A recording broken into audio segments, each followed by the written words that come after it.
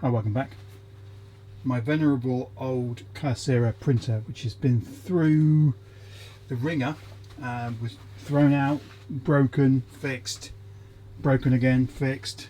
But it's been a tank, and the issues with it are just abuse, rather than, not on my part, I hasten to add, but you know, yeah, not really maintained properly in its earlier life, and I kind of inherited it a little bit.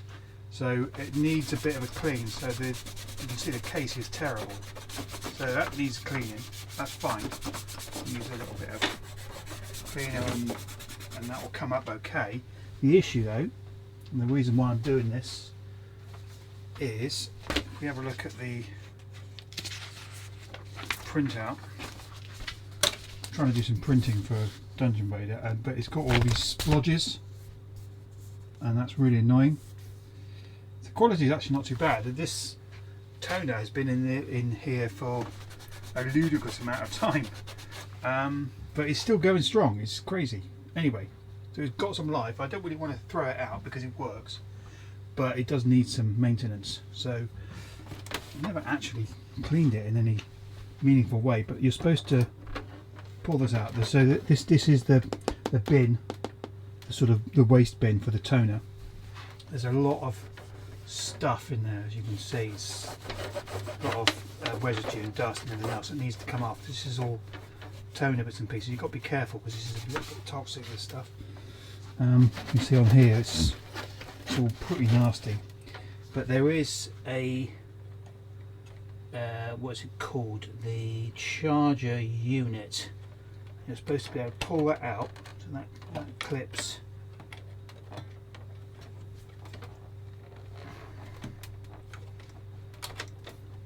That, then it says pull the cleaning knob, blue colour, it's not blue but hey, slowly in and out a few times, which will clean the charging wire.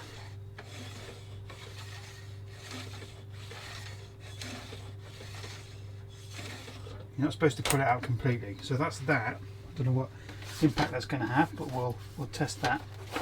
As I say, this is all very dusty and yuck. I did have a duplex unit on the side which made this thing even bigger, but I don't have that anymore, which is a mistake to get rid of, to be fair.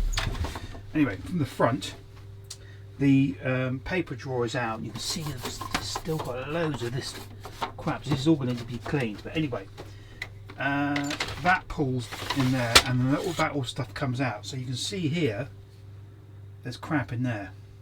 Now it does say in the documentation you shouldn't touch this thing,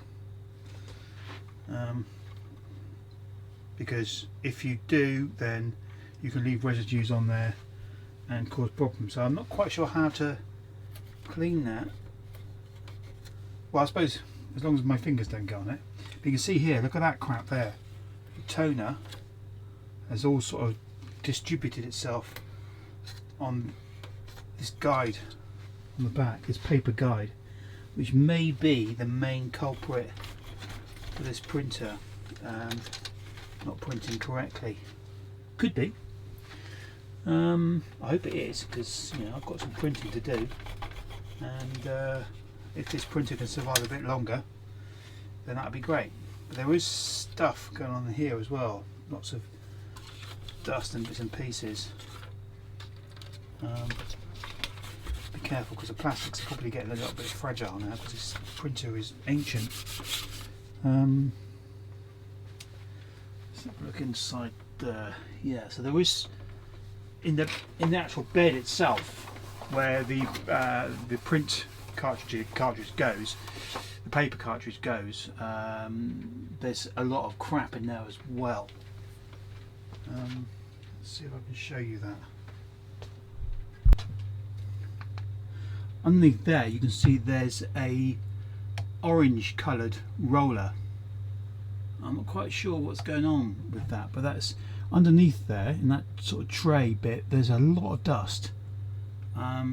It's very tricky. I mean, I can probably wipe that, I suppose. Access is a nightmare, but I don't want to have to dismantle it completely. I wish I had an air gun. That's kind of what I need. Not sure that's made any difference at all. No idea. Anyway, there's still lots of crap under there. So this does need a bit of a deep clean anyway, regardless of anything specific going on. Right then. Menu, menu status, pages. Enter that. Okay.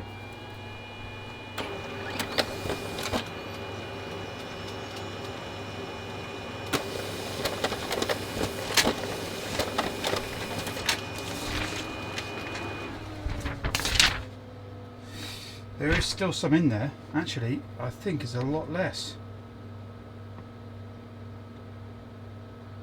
Interesting.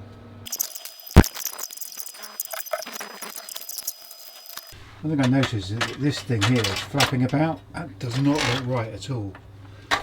There seems to be, if you see down there, there's like a catch, and it seems to be drifting.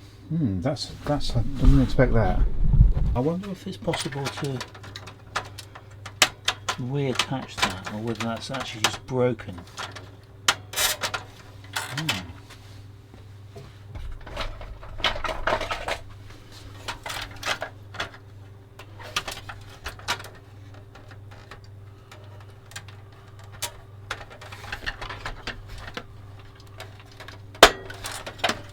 That seems to have kind of fixed it. I don't know why that had come off. I'm not sure what that does. It's obviously a tensioner wheel or something. Maybe it has nothing to do with anything. To be fair. Obviously, if it's at this point where it's it's picking up dirt right on the paper feed, I mean, you're knackered. But I don't think it is the case. What is cool is that this thing does have a Centronics port. I was thinking about using it and Centronics as well from old retro computers, but I've got my dot matrix that I really need to give some love to be fair. God, this is so dirty. Just so you know, this is the, let me just do its thing. This is the flap that's changed the toner, and I've never changed this toner, and I've had this printer, well, since 1471. I mean, I've had it for such a long time. How dirty that is. Incredible. It's just basically sat here and been used. And once it started to go a bit funny, I repaired it, and it went funny, repaired it and stuff, and it just works. But I've never changed the toner. When these toners come, you replace this thing, there is actually a care kit that comes with it. There's a replacement, that thing we saw on the side, there's a replacement one of these, the bin, and you get a little adapter bit that you screw onto there, and you use as you pull it out to actually. One of the problems is I'm currently running this on a Windows server. There is still some residuals. Oh, maybe not. You know what? I think that's done it. There was a blob there, and a blob on there and a blob on there. But I think maybe I perhaps need to run this a few times to clear it. Maybe, I don't know. Maybe I'm trying to convince myself. Let's go back and do that again.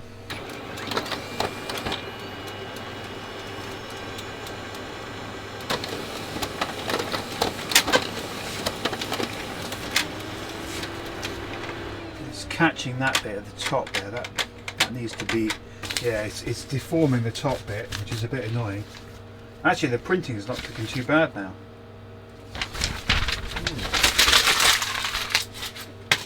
Turn that off. I'm wondering whether some of it might be here.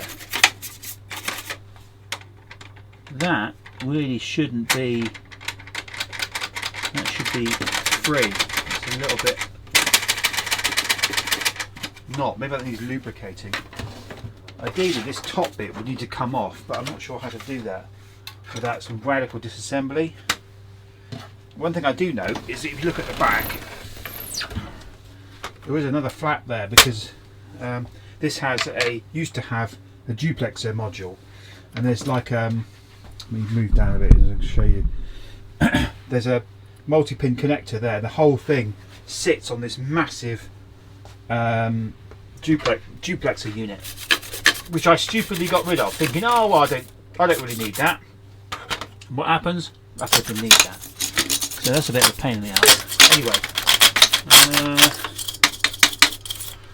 wow, that's so dirty down there. I think maybe this needs cleaning as well, and maybe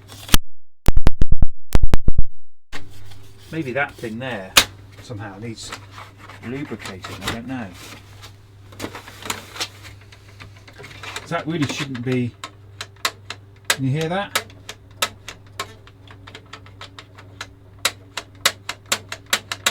So that thing is supposed to keep the paper in line as it comes out, but if that is actually getting stuck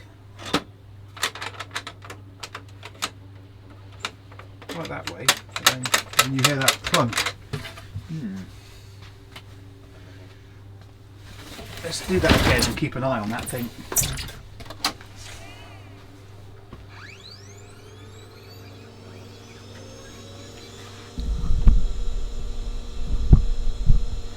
We keep an eye on that because I think it's that's, yeah, it gets stuck. But it's like that. There's like a little bit of resistance, and I think it's that's hitting the paper.